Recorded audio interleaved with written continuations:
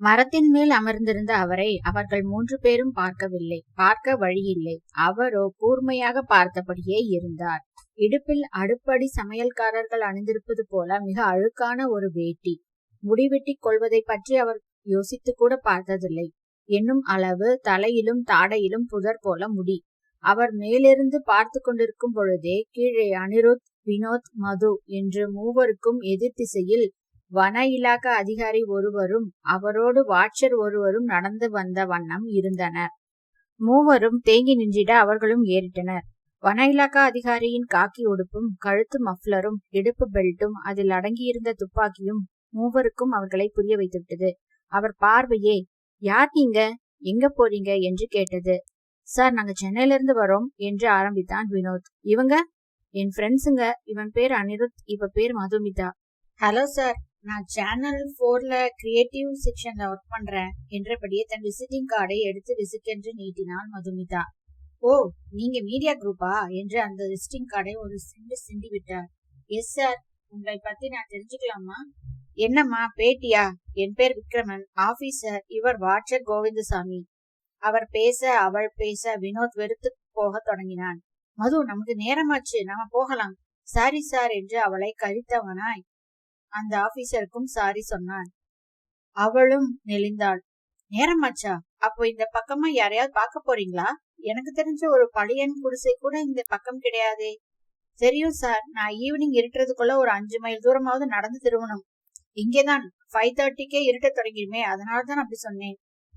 IC, நீங்களும் அந்த வெள்ளைக்கார மாதிரி பறக்கிற சித்தரை பார்க்கத்தான் போறீங்களோன்னு நினைச்சிட்டேன். அவர் வெள்ளைக்காரங்க எனவும் பகீர் என்றது வினோத்திற்கு. சார், அப்ப பறக்கிற சித்தர் இருக்கிறது உண்மையா? நீங்களும் அவரை பார்த்திருக்கீங்களா என்று கேட்டான். அவரோ அலட்சியமாய் சிரித்தவராக, ஒரு புண்ணாக்கும் இந்த மலையில கிடையாது சார். அங்கங்க சில சாமிங்க கஞ்சா அடிச்சுக்கிட்டு கிடப்பாங்க. அதுல சித்தன்னு யாரை சொல்ல? இதுல ஜெயில இருந்து தப்பிச்சு ஓடி வர நாய்ங்க வேற. எக்ஸ்கியூஸ் மீ சார், அப்போ அந்த சித்தர் சமாச்சாரம் எல்லாம் பொய் தானா சார், உண்மை கிடையாதா? மிக வருத்தத்தோடு கேட்டாள் மதுமிதா. என்னம்மா நீங்க, உண்மையா இருந்தா நல்லா இருக்குமேங்கிற மாதிரியே கேட்கிறீங்களே. ஒரு பறவை கூட சிறகில்லாம பறக்கிறது இல்ல. அதை முன்மாதிரியா வச்சு கண்டுபிடிச்ச விமானம் ஆகட்டும், ஹெலிகாப்டர் ஆகட்டும், அதுவும் சிறகுகள் இல்லாம பறக்கிறதே இல்ல. ஒரு மனுஷன் மட்டும் எப்படிமா பறக்க முடியும்? சரி சார், நீங்க இந்த மலையில உட்படியா ஒரு சித்தரை கூட பார்த்ததே இல்லையா சார்? நான் இதுவரை பாக்கலாமா, ஆனா மலைஜாதி பெரியவங்க சிலர் பார்த்ததா சொல்றாங்க. ஒரு சித்தர் ஒரு சான் உயரம்தான் இருப்பாராம். ஒருத்தர் பச்சை தண்ணி கூட குடிக்காம திரியறாராம். இப்படி அவங்க சொல்லி கேட்டிருக்கேன். நான் ஒருத்தர் கூட பார்த்ததில்ல. அந்த அதிகாரியின் பேச்சு வினோத்தை உரசியது. அதுக்கெல்லாம் கொடுத்து வச்சிருக்கணும்னு சொல்லுவாங்க சார். நீங்க பாக்காததெல்லாம் அதுல உண்மை இல்லைன்னு சொல்ல முடியாதுல்ல. ஆமா ஆமா, அதுல என்ன சந்தேகம்? சரி, பாத்துக்கோங்க, ஒன்னா சேர்ந்தும் போங்க. அவர் போகிற போக்கில் சற்று பயமுட்டி விட்டும் போனார். அவரும் அந்த வாட்சரும் விலகவும் வினோத் முன்னால் மதுமிதாவும் அனிருத்தும் வந்து அவனை கூர்ந்து பார்த்தனர். என்னடா பாக்குற? யாரும் வரலன்னு நினைச்சா ஒரு வெள்ளைக்கார குரூப் வந்திருக்குன்னு குண்டை போட்டுட்டு போறாரே ஆபீசர், இப்ப என்ன பண்ண போற? அதான் எனக்கும் புரியல. அந்த சித்தர் நான் நினைக்கிற மாதிரி வருவாரான்னு இப்ப எனக்கு சந்தேகமா இருக்கு. அப்ப என்ன செய்யலாங்கிற? அதான் யோசிக்கிறேன். இதுல யோசிக்க என்னன்னா இருக்கு? அவர் தானே உங்களுக்கு பொட்டு வச்சு விட்டுட்டு மன்னிப்பும் கேட்டு சொல்லியிருக்காரு. நாம போவோம்னா உங்க வரையில அவர் நிச்சயம் வருவார். மதுமிதா வினோத் சொன்ன பொய்யை வைத்தே அவனை ஆழம் பார்க்க முனைந்தாள். அவன் திணறத் தொடங்கினான். சரி நடங்க என்று நடக்க ஆரம்பித்தான். அப்போது ஏய் யாயை என்று ஒரு குரல்.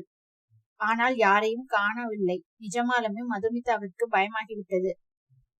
கூடவே அருகாமை புதர்களில் சலசலப்பு. அதை தொடர்ந்து கருப்பு போர்வையை உடம்பு முழுக்க சுற்றி கொண்டு தலைப்பாகையும் உருண்ட தடியுமாய் ஒருவன் புதருக்குள் இருந்து வெளிப்பட்டான். அவனை பார்க்கவும் அவன்தான் அந்த மலை தோட்டத்து காவல்காரனாக இருக்க வேண்டும் என்று தோன்றியது. ஓ, நீங்க தான் குரல் கொடுத்ததா? உறவு? ஆமா, நீங்க யாரு? நாங்க சும்மா சுத்தி பார்க்க வந்தோம். கள்ள பேச்சு இது. சாமிய பார்க்க வந்தீங்களா? சாமியா? எந்த சாமி?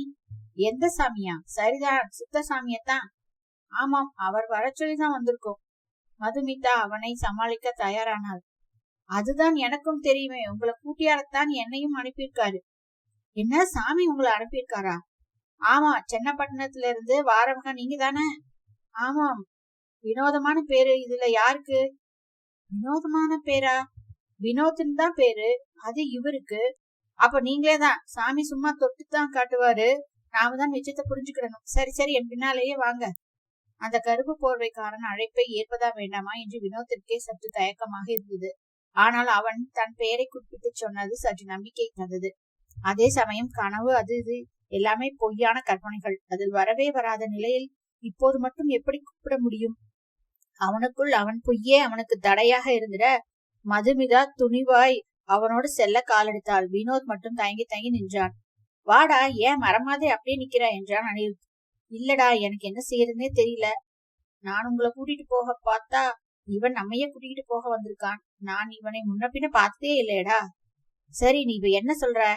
எனக்கு சந்தேகமா இருக்குடா. எதை வச்சு? அது அவர்கள் இருவரும் தங்களுக்குள் பேசி ஒரு முடிவுக்கு வருவதற்குள் மதுமிதா அந்த மனிதனோட நெருந்தோறும் போய்விட்டிருந்தாள். அதை பார்த்த வினோத்துக்கு கோபம்தான் வந்தது. என் கூட வந்துட்டு அவ பாட்டுக்கு போறா பாரு. அந்த ஆபீசர் சொன்ன மாதிரி தப்பானா யாராவது இருந்து ஏதாவது பண்ணா என்னடா பண்றது? கொஞ்சமாவது அவளுக்கு பயம் இருக்கா பாத்தியா? அதான் நாம கூட இருக்கோம்ல, வாடா. ஐயோ, எங்கடா அவங்களை காணோம்? அனிருத் அவள் போன திசையை பார்த்து பதற ஆரம்பித்தான். அவர்களையும் காணவில்லை. இருவரும் அவர்கள் போன திசையில் ஓடினார்கள். அந்த கருப்பு போர்வைக்காரனையும் மதுமிதாவையும் பார்க்கவே முடியவில்லை. அங்கேயும் உயரமாக பருமனாக ஒரு மரம். அதன் கிளை மேல் ஒரு சித்தர் சிலை போல் அமர்ந்து பார்த்து கொண்டிருந்தார். அவர் முகத்தில் ஒரு கோபமான பார்வை. கீழே அனிருத் குதிக்க தொடங்கினான். என்னடா வினோத், இப்படி பண்ணிட்டேன்? உன் கூட தயங்கி தயங்கி நான் நின்னதுல இப்ப பார், மதுவை மிஸ் பண்ணிட்டோம். திக்கும் தெரியல, திசையும் தெரியல. விட்ரா, அவ வந்ததையே நான் விரும்பல. நீ மட்டும் வந்தா போதும்னு தான் நான் நினைச்சேன். நீதான் பால் மாதிரி அவளையும் இழுத்துக்கிட்டு வந்துட்ட. இப்ப அதையெல்லாம் பேசாத. அவ நம்ம கூட வந்தவ. அவளுக்கு ஏதாவது ஆனா நாம தான் பதில் சொல்லணும். இத பார், இங்க நம்மள விட்டுட்டு அவன் பின்னால போனது அவதான். நாம ஒண்ணும் அவளை தொலைக்கல. மூடிட்டு என் பின்னால வா. இல்ல அவளை தேடிக்கிட்டு எக்கேடோ கெட்டு போ. நான் போறேன். வினோத் பொங்கி முடித்தவனாய் நடக்க தொடங்கினான். வேறு வழியின்றி அனிருத்தும் வினோத்தை தொடர்ந்தான். ஒரு 100 மீட்டர் கூட நடந்திருக்க மாட்டார்கள். வன இலாக்கா அதிகாரி குறிப்பிட்ட வெள்ளைக்காரர்கள் தங்கியிருந்த டென்ட்டும் 2 மரங்களுக்கு இடையே நைலான் வலை கட்டி அதில் அவர்கள் படுத்திருப்பதும் தெரிந்தது. அனிருத்தும் வினோத்தும் அந்த வெள்ளைக்காரர்களை நெருங்கினர். அவர்களும் இருவரை பார்த்தனர். ஹாய் என்றாள் வலையில் படுத்திருந்த ஒரு வெள்ளைக்கார பெண். பாதிக்கு பாதி அவள் உடம்பு தெரிந்த போதிலும் அவள் குங்குமம் இட்டு கொண்டிருந்தது ஆச்சரியப்படுத்தியது. சற்று தள்ளி தீ மூட்டத்திற்கு அருகே இன்னும் சிலர் ஆங்காங்கே வலை ஊஞ்சல்களில். Hello, I am Anirudh, creative head from channel 4 என்றான். அவர்களில் நடிகர் ஜிம் கேரி மாதிரி இருந்தவன் அவன் அருகே நெருங்கி I am Lucas Victor from California என்றார். இனி அவர்களின் ஆங்கில பேச்சு தமிழில். ஓ, நீங்க யூஎஸ்ல இருந்து வந்திருக்கீங்களா? ஆமாம். என்ன வெக்கேஷன் டூரா? நோ, இது தொழில் ரீதியான டூர். உலகத்திலேயே ஸ்பிரிச்சுவலான சித்தர் மாதிரி மனிதர்கள் அதிகம் இருக்கிறது இந்தியாவில தான். அவங்களையெல்லாம் மீட் பண்ணி பேட்டி எடுக்கிறது தான் எங்க அசைன்மெண்ட். நாங்களும் மீடியா மனிதர்கள் தான். அப்ப இங்கேயும் சித்திரை பார்க்க தான் வந்திருக்கீங்களா? ஆமாம், ஒரு வாட்ஸ்அப் வீடியோ தான் எங்களை இங்க தள்ளிக்கிட்டு வந்தது. நாங்க அப்ப காசில அகோரிகள் சிலரை பேட்டி எடுத்துட்டு இருந்தோம். அதுல ஒரு அகோரி கூட அந்த வீடியோவை பார்த்துட்டு இவனை போய் பார், உன் சயின்ஸுக்கெல்லாம் அப்பன் இவன் அப்படின்னார். உடனேயே பிளைட் பிடிச்சு திருச்சி வந்து திருச்சியில இருந்து டாக்ஸில இங்க வந்துட்டோம். அந்த வீடியோ ஒரு கிராபிக்ஸ் டுபாக்கோன்னு அதை டவுன்லோட் பண்ணவரே சொல்லிட்டாரே, நீங்க கவனிக்கலையா? நோ, அதை டவுன்லோட் பண்ணினவர் பொய் சொல்லியிருக்கார். அந்த அகோரியும் கன்ஃபார்ம் பண்ணினார். அனிருத்தும் அந்த லூகாஸ் விக்டரும் பேசிக்கொண்டே போனது வினோத்தை எரிச்சலுக்குள் தள்ளியது. டேய், இப்ப என்ன பண்ண போறாங்கன்னு கேளு. சித்திரையெல்லாம் பார்க்க முடியாதுன்னு சொல்லி அவங்கள புறப்பட்டு போக சொல்லு. ஏன், அதை நீயே சொல்லலாமே. ஃப்ரெண்ட்ஸ், அந்த சித்தர் சமாச்சாரம் ஒரு கப்சா. தட் மீன்ஸ் ஜகஜால பொய். நீங்க உங்க டயத்தை வேஸ்ட் பண்ணிக்கிட்டே இருந்தா உங்களுக்கு தான் ஆபத்து. குறிப்பா கரடி வந்தா அவ்வளவுதான் என்றான் வினோத். வலையில் ஆடிக்கொண்டே புரண்டு படுத்த ஒரு பெண் அதை கேட்டு சிரித்தவளாக, கரடியோட இப்பதான் நான் ஒரு போட்டோ எடுத்துக்கிட்டேன். நீ வந்ததுல இருந்தே நர்வஸா இருக்க. Something wrong. இன்ஃபேக்ட் அந்த சித்தரையும் நாங்க பார்த்துட்டோம் என்று தோட்டாவாய் வெடித்தாள். வினோத்தின் முகம் வெளிர ஆரம்பித்தது. நிஜமாகவா என்றான். அவன் கேட்ட அந்த நொடி கும்மென்று சந்தன வாசம் அங்கே கமக்க தொடங்கியது. அவர்கள் அவ்வளவு பேரும் அந்த வாசனையை உள்ளிழுத்தவர்களாக சுவாமிஜி கம்மிங் என்று வலையை விட்டு எகிரி குதித்து தரையில் நின்றனர். அடுத்த நொடி சடை பிடித்த தலைமுடி, தொப்புளை தொடும் தாடி முனை, ஜட்டி அணிந்தது போன்ற கௌபீனம் என்று ஒரு மனிதர் அங்கே வந்தார். அவர்கள் நமஸ்தே நமஸ்தே என்றனர். வினோத் திகைப்போடு பார்த்தான். வானில் ஏறி பறந்த சித்தர் இவர் இல்லை. ஆனால் இவரும் சித்தரை போலவே இருக்கிறார். வந்தவர் சிரித்தார். ஏதோ கூற விரும்புகிற மாதிரி கையை உயர்த்தி காண்பித்தார். அவர்கள் தலை குனிந்து அதை ஏற்றுக்கொண்டனர். அவர் பார்வை அனிருத்தையும் வினோத்தையும் ஊடுருவியது. என்ன பாக்குற? என் குருநாதர் ஆகாச சஞ்சாரம் பண்ணினதை படம் பிடிச்சவன் நீதானே என்று அவர் கேள்வி வினோத்தை திணற செய்தது. ஆமாம் என்றான் திணறலாக. முட்டாள், உங்க தொடர்பே வேண்டாம்னு தானேடா நாங்க இங்க இருக்கோம். இங்கேயும் வந்து எங்களை தொந்தரவு பண்ணா எப்படி? தொந்தரவெல்லாம் பண்ணல சாமி, நான் அப்ப எக்ஸைட்மெண்ட் ஆயிட்டேன், அதான் படம் பிடிச்சிட்டேன். அப்புறமா அதை பொய்யினும் ஸ்டேட்டஸ் போட்டுட்டேன். ஒரு உண்மைய பொய்ன்னு சொல்லி எங்களை எல்லாம் பொய்யானவங்களா எல்லோரையும் நினைக்க வச்சுட்டல்ல. தப்புதான் சாமி, மன்னிப்பு கேட்கத்தான் இப்ப வந்திருக்கேன். சரி சரி, வந்த வழியே திரும்பி போ. உனக்கு 2 மணி நேரம் தான் அவகாசம். நீ இந்த மலையை விட்டு இறங்கிடணும். எந்த காரணத்தை கொண்டும் இந்த மலை பக்கம் நீ வரக்கூடாது. வந்தா நீ உன்னையே இழந்துருவ. சாமி, இப்படி துரத்துனா எப்படி சாமி? என்னை உங்க சிஷ்யனா ஏத்திட்டு உங்களுக்கு தொண்டு செய்ய அனுமதிங்க சாமி. அது நீ நடந்துக்கிறத பொறுத்தது. 3 வருஷத்துக்கு இங்க நடந்த எதையும் பத்தியும் நீ பேசாம இருக்கணும். கட்டின பொண்டாட்டிட்டு கூட பேசக்கூடாது. அப்படி இருக்கிறது ரகசிய காஷ்டம்னு பேரு. அப்படி நீ இருந்துட்டு வா, அப்ப நான் யோசிக்கிறேன். ரகசிய காஷ்டமா? ரொம்ப கஷ்டம் சாமி. இப்ப நீ என் பேச்ச கேட்கல. உன்மேல் என் சர்ப்ப மாலை விழும். முதல்ல விஷமில்லாத சர்ப்பம் விழும். அப்பவும் கேட்கலன்னா விஷமுள்ள சர்ப்பம் விழும். பாக்குறியா? அவர் அப்படி கேட்டதும் வினோத்தின் கழுத்தின் மேல் எங்கிருந்தோ ஒரு தண்ணீர் பாம்பு மலை போல வந்து விழுந்தது. ஆடி போய் அலறியவன் முன்னால் தரையில் விழுந்து அது ஓடியும் போனது. அதை பார்த்த அந்த வெள்ளைக்கார கூட்டம் வாவ், வாட் அ மிராக்கிள் என்று தங்களுக்குள் பரவசப்பட்டனர். வினோத் ரத்தம் சித்தவன் போல ஆகியிருந்தான். அடுத்த நொடி அனிருத் கழுத்திலும் ஒரு இருதலை மணியன் இன்னும் பாம்பு வந்து விழுந்தது. அனிருத் எகிரி குதித்தவனாய், டேய் வாடா போகலாம், என்னால இனி ஒரு நிமிஷம் கூட இங்க இருக்க முடியாது என்றவனாக திரும்பி ஓடத் தொடங்க, வினோத் அவரிடம், சாமி 3 வருஷம் கழிச்சு இதே இடத்துக்கு வருவேன்.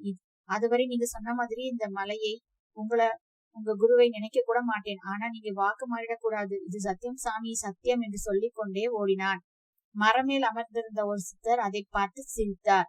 மதுமிதா சலசலத்து ஓடியபடி இருக்கும் ஒரு மலை ஓடை பக்கமாய் நின்றபடி இருந்தாள். அளவுக்கு அதிகமான குளிரும் அதனோட ஒரு நிசப்தமும்.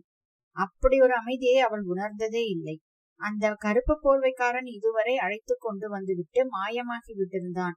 மதுவிற்கு ஒரு புறம் பயம், மறுபுறம் இது ஒரு நல்ல வாய்ப்பு என்றும் ஒரு எண்ணம். அனிருத்தையும் வினோத்தையும் பிரிந்து வந்துவிட்டதையும் அப்பொழுதுதான் உணர்ந்தாள். கீழே சலசலக்கும் ஓடை நீரில் அப்படி ஒரு தூய்மை. பன்னீர் தான் ஓடுவது போல தோன்றியது. குனிந்து 2 வாய் அள்ளி குடித்தாள்.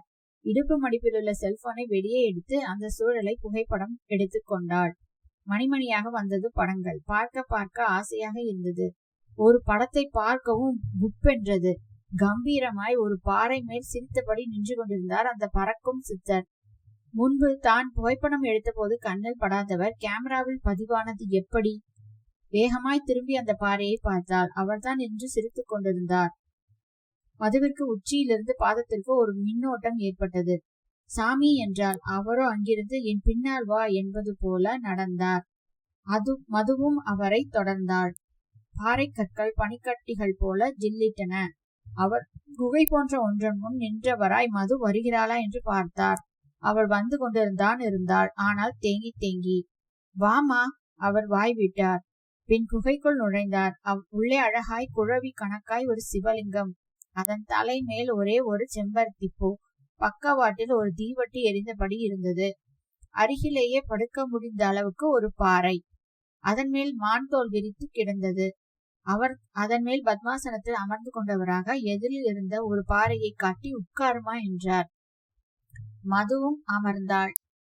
சிலுசிலுப்பு உச்சந்தலையை தொட்டது. ரொம்ப ஜில்லுன்னு இருக்கா என்று கேட்டார். அவள் ஆமோதித்தாள். 60% குளிர், 40% கதிர். அதுதான் இந்த இடத்தோட சீதோஷணம். குளிர் 80ஆகவும் கதிர் 20ஆகவும் இருந்துச்சு. அதெல்லாம் வல்வில் ஓரி மன்னர்கள் காலத்துல. இப்ப எல்லாம் மாறி போச்சு. அவரிடம் நுட்பமான விளக்கம். நீங்கதான் மயில்சாமி சித்தரா சாமி? இல்லையேமா, என் பேரு வெங்கட்ரமணன். இப்ப பேரே இல்ல. கூப்பிட யாராவது இருந்தா தானே பேரு தேவை. இங்கதான் நான் மட்டும்தானே இருக்கேன். அந்த பதில் அவள் எதிர்பாராத ஒன்று. அப்போ மயில்சாமி சித்தங்கிறது ஒரு உண்மை இருந்தா 2 போய் இருக்கிறதுங்கிறது தானே இந்த யுகத்தோட விதி. அப்படி யாராவது இருக்கலாம். இதுல யார் உண்மை யார் போய் போக போக தெரிஞ்சுக்கத்தானே போற. சாமி, நீங்க பறந்தது நிஜமா? சும்மா முயற்சி செஞ்சு பார்த்தேம்மா. ஆனா அது நீ கேக்குற அளவு போகும்னு நான் நினைக்கல. அவர் பதில் அவளை சிலிர்க்க வைத்தது. சாமி, மனுஷங்களால பறக்க முடியுமா? Is it possible? முடியுமா? ஆனா அதுக்கு அவங்கவுங்களுக்கு அவங்கவுங்க உடம்பு மேல ஆதிக்கம் இருக்கணும். அந்த காலத்துல கனத்த மலைகளே பறந்திருக்கே. விஞ்ஞான யுகத்துல அதை எப்படி சாமி நம்ப முடியும்? உன்னை யாருமா நம்பச்சன்னா திரும்பி பின்னாலேயே போ, அதுல ஒரு தப்பும் இல்ல. இப்படி சொன்னா எப்படி சாமி? வேற எப்படி சொல்லணுங்கிற? அது எப்படின்னு சொன்னா மனித ஜாதியோட ஒரு உச்சமா அதை நினைக்கலாமே. உச்சம்தான், ஆனா உச்சிக்கே எப்பவுமே போக முடியாதுமா. விளையாட்டு போலத்தான். ஆனா அதுக்கு நாட்டுக்கு நாடு ஆயிரக்கணக்குல போட்டி போட்டு கடைசியில 100 பேர் 50 பேர்னு வடிகட்டப்பட்டு கடைசியா ஒருத்தர் தானே பதக்கம் வாங்குறாங்க. வாஸ்தவம் தான், அந்த விஷயத்துல யாருக்கும் எந்த சந்தேகமும் இல்ல. ஆனா இது அப்படி இல்லையே. ஏன் அதே மாதிரி இருக்கணும்? இப்போ உன் வயத்துல நீ காலையில ரெஸ்டாரண்ட்ல சாப்பிட்ட சாம்பார் இட்லி ஜீரணமாகிட்டு இருக்கு. அதை யாராலாவது பார்க்க முடியுமா? அது மறைவா நடக்கிற ஒரு இயக்கம். அப்படிதாமா எங்களோட சில விஷயங்களும். அவர் மிகச்சரியாக அவள் சாம்பார் இட்லி சாப்பிட்டதை போகிற போக்கில் உதாரணமாக சொன்னதில் அவளிடம் ஒரு ஜிலீர். அப்பொழுது ஒரு பாம்பு சிவலிங்கம் அருகில் படம் விரித்து நிமிர்ந்தது. அந்த பாம்பை பார்த்தவர் எழுந்து நின்று கைகளை கூப்பி வணங்கினார். பின் மதுமிதாவை காட்டி, நகரத்திலிருந்து வந்திருக்கா, ஒளி தொடர்புல பிழைக்கிற பொண்ணு, மனசுக்குள்ள நிறைய கேள்விகள், அதுதான் தெரிஞ்சு பதிலை சொல்லிக்கிட்டு இருக்கேன் என்றார். அதுவும் ஒரு மனிதன் தன் கழுத்தை வளைத்து திருப்பி பார்ப்பது போல பார்த்தது. பின் அப்படியே தழைந்து பின்பக்க இருட்டில் ஓடி மறைந்தது. மதுமிதாவிடம் மெல்லிய அச்சம் கலந்த பிரமிப்பு. என்னமா பாக்குற? நான் பேசினது என் சக சித்தன் கூட. கூடு விட்டு கூடு பாஞ்சு அரவமா தெரிஞ்சுக்கிட்டு இருக்கார். சமயத்துல கிளியா பறந்து திருவண்ணாமலை சிதம்பரம்னு சேத்திரங்களுக்கு போயிட்டு வருவார். அவர் சொன்னதில் மேலும் பிரமிப்பு மதுமிதாவிடம். என்னம்மா நம்ப முடியலையா? எப்படி சாமி நம்ப முடியும்? இந்த கூடு விட்டு கூடு போயிற விஷயத்தை நான் விக்ரமாதித்தன் கதையில படிச்சிருக்கேன், ஃபேண்டசின்னு நினைச்சிருக்கேன். ஆனா இப்பவும் அது சாத்தியம்ங்கிற மாதிரி இருக்கே உங்க பேச்சு. பூமியில இல்லாத ஒன்னை யாராலும் எப்பவும் கண்டுபிடிக்க முடியாதுமா. அதே மாதிரி நடக்க முடியாத ஒன்னை கற்பனை கூட செய்து பார்க்க முடியாதுமா. இப்படி நீங்க சமூக தொடர்பே இல்லாம இங்க இருக்க காரணம் அதுல ஒரு அர்த்தமும் இல்லம்மா. எத்தனை முறை சாப்பிட்டாலும் திரும்ப பசிக்கிற ஒரு வாழ்வாமா. தன்னையும் மீறி நரைக்கிற தலைமுடி, சுருங்குற தோல்னு முதுமையை நோக்கின உடம்பு ஒரு சிறைமா. எத்தனை வருஷம் வாழ்ந்தாலும் நிறைவை காணாத மனசு, எவ்வளவு அனுபவிச்சாலும் தீராத ஆசை. இதுதானே நீயும் உன் சமூகமும் வாழ்ற வாழ்வோட லட்சணம். அதனால அதற்கு இடமில்லாத ஒரு ஏகாதமான அஷ்டபுஷ்டியுள்ள வாழ்க்கையை வாழ நான் சித்தனாகி இந்த மலைக்கும் வந்துட்டேன். எனக்கு இப்போ உண்மையான வயசு 116.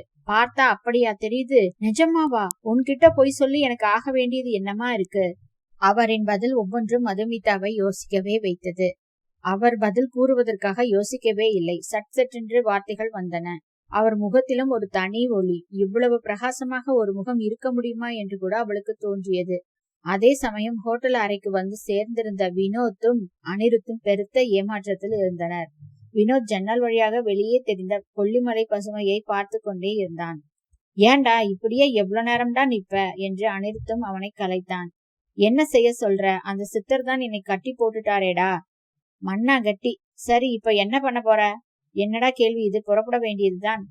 புறப்படுறதா? மது இல்லாமலா? அவ ஒருத்தி இந்த மலைக்காட்டுல எங்க எப்படி இருக்காளோ. கொஞ்சம் பொறுத்திருப்போம்டா, அவ வந்துட்டோம். சித்தர் கொடுத்த 2 மணி நேரத்துல 1 மணி நேரம் இப்பவே முடிஞ்சிருச்சு. மீதி இருக்கிற 1 மணிக்குள்ள மலையை விட்டு இறங்கிடணும். இல்லன்னா நமக்கு எது வேணா நடக்கலாம். அப்ப அவளை விட்டுட்டு நாம மட்டும் புறப்படுவோம்னு சொல்றியா? வேற வழி? நாளைக்கு என்னோட சீஃப் ரங்கநாத் கேட்டா என்னடா பதில் சொல்றது? நடந்ததை சொல்லு. ரொம்ப ஸ்மார்ட்னு ரொம்ப நம்பினார்ல. அவ ஸ்மார்ட் இல்ல, வேஸ்ட்னு தெரியட்டும். அவளை அப்படி சாதாரணமா எல்லாம் நினைச்சிடாத. அவ பறக்கிற சித்தரை நிச்சயம் பார்க்காம வரமாட்டேன்னு தான் நான் நினைக்கிறேன். அப்ப நாம வந்தது டோட்டலா வேஸ்டாடா?